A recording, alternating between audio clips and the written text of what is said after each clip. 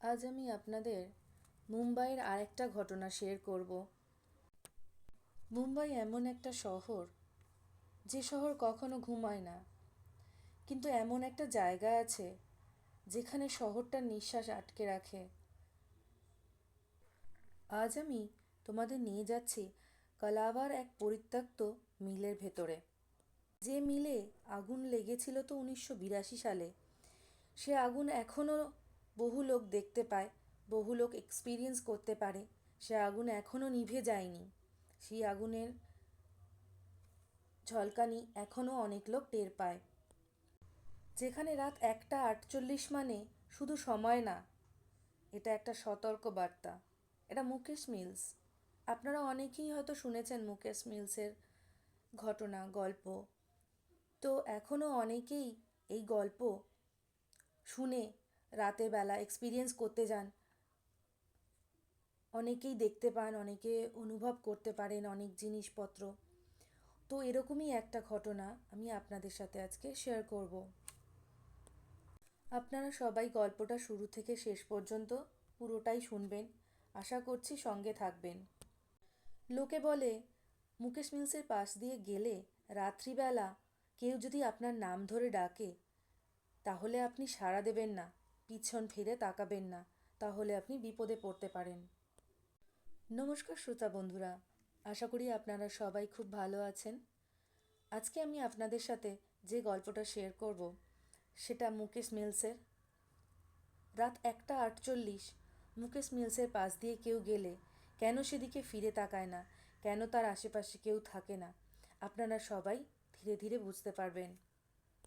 গল্পটা যদি ভালো লাগে আপনারা লাইক করবেন, আপনার বন্ধু বান্ধবদের সাথে হোয়াটসঅ্যাপ, ফেসবুকে শেয়ার করতে পারেন, চ্যানেলটা সাবস্ক্রাইব করবেন।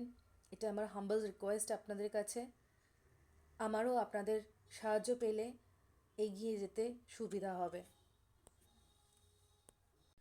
লোকে বলে মুকেশ মিলসের ভেতরে এখনও নাকি কাজ করছে। যে শ্রমিকরা ওই দিন জ্বলে পুড়ে মারা গিয়েছিল আগুনে, সেই শ্রমিকদেরকে আজও অনেকেই দেখতে পায়। সেই শ্রমিকরা কাজ করছে, মেশিন চলছে, খটখট আওয়াজ শোনা যাচ্ছে, এগুলো অনেকেই শুনতে পায় আজও।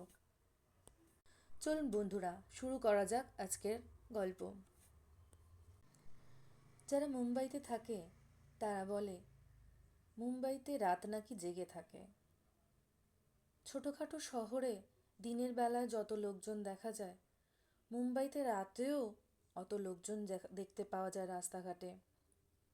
তো আমি মুম্বাইয়েরই একটা জায়গা আছে যেটার নাম কালাওয়া। সেই কালাওয়াতে একটা মিল আছে, পরিত্যক্ত মিল আছে, যেটা কোনো সময় ভিড়ে ঠাসা শ্রমিকদের দেখা যেত। বহু শ্রমিক সেখানে একসাথে কাজ করত, কিন্তু একটা দুর্ঘটনার জন্য সেই মিলটা আজ বন্ধ হয়ে গেছে। কিন্তু লোকে বলে সেই মিলের ভেতরে এখনও লোকজন কাজ করে, এখনও খটখট আওয়াজ শোনা যায়। যেদিন মিলটা জ্বলে গিয়েছিল সেই দিনে এখনও বাইরে টেম্পারেচার বেড়ে যায়, এখনও মনে হয় মিলটা জ্বলছে। মুকেশ মিলসের ওই মরচে ধরা গেটের আড়ালে লুকিয়ে থাকা মিলটা যেন একটা লাশ, যা শেষকৃত্য এখনও হয়নি। পোড়া দেওয়াল, ভাঙা জানালা, এমন নিস্তব্ধতা যা কানে চাপ দিয়ে বসে। লোকে বলে 1982 সালে আগুনটা আজও পুরোপুরি নিভে যায়নি। ওখানেই একটা হরর মুভি শুটিং করার জন্য একটা ইউনিট এসেছিল রাত্রিবেলা শ্যুট করতে।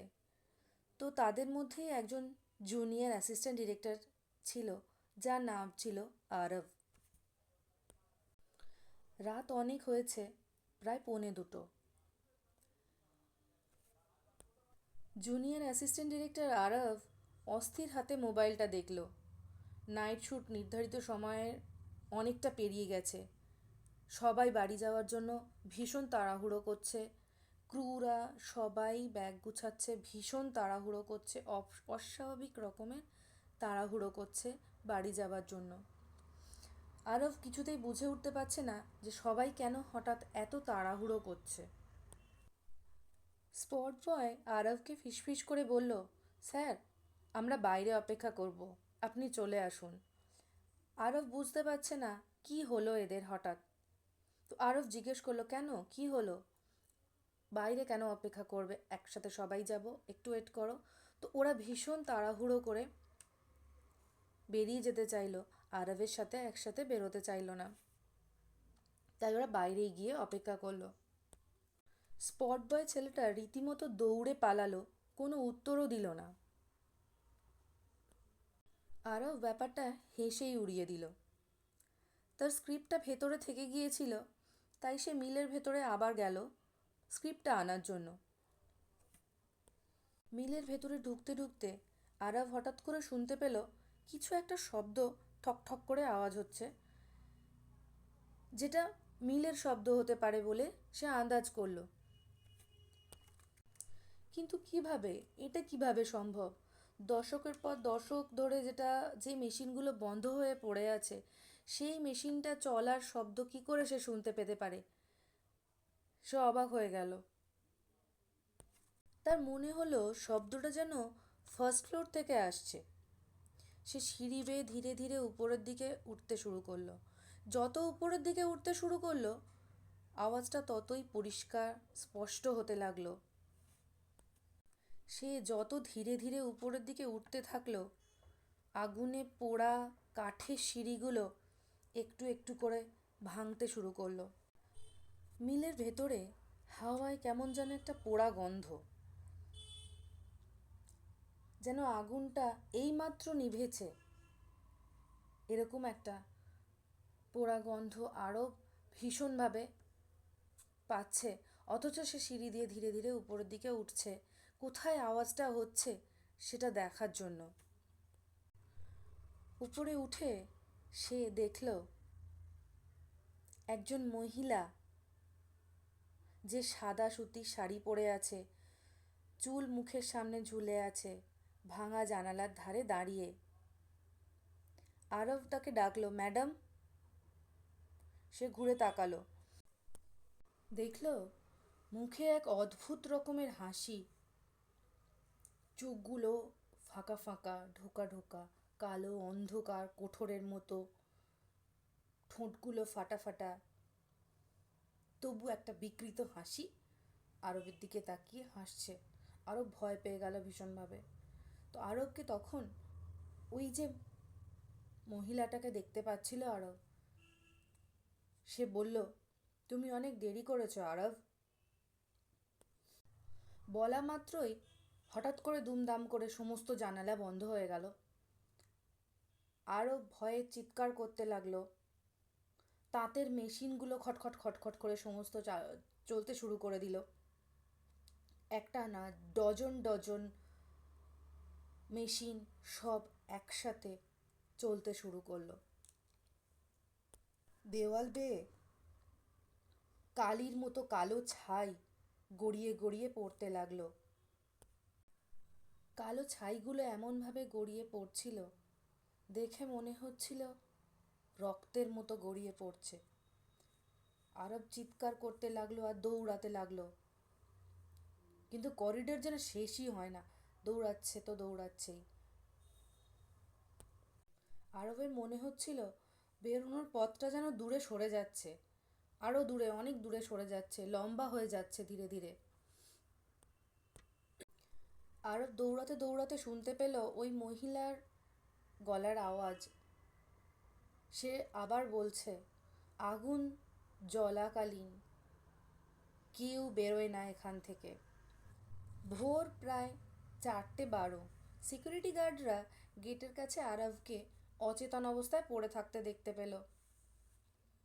চুল পুরো সাদা, নখগুলো পোড়া কালো, কণ্ঠস্বর চিরতরে হারিয়ে গেছে।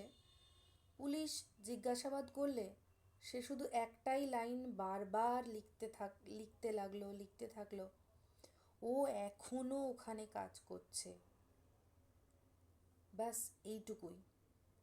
লোকেরা যা বলে, এখানে ফিল্ম শ্যুট প্রায়ই অকারণে বন্ধ হয়ে যায়।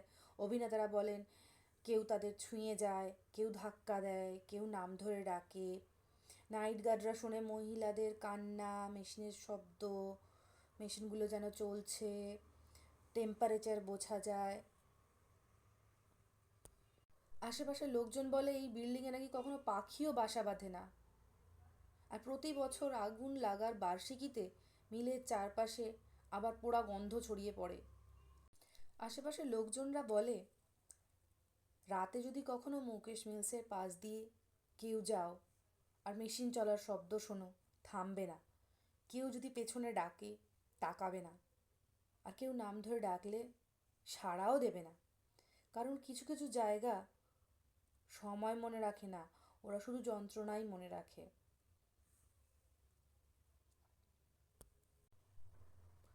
বন্ধুরা, আপনারাও যদি মুকেশ মিলসের পাশ দিয়ে গিয়ে কোনো রকমের অভিজ্ঞতা করে থাকেন, আমাকে নিশ্চয়ই জানাবেন।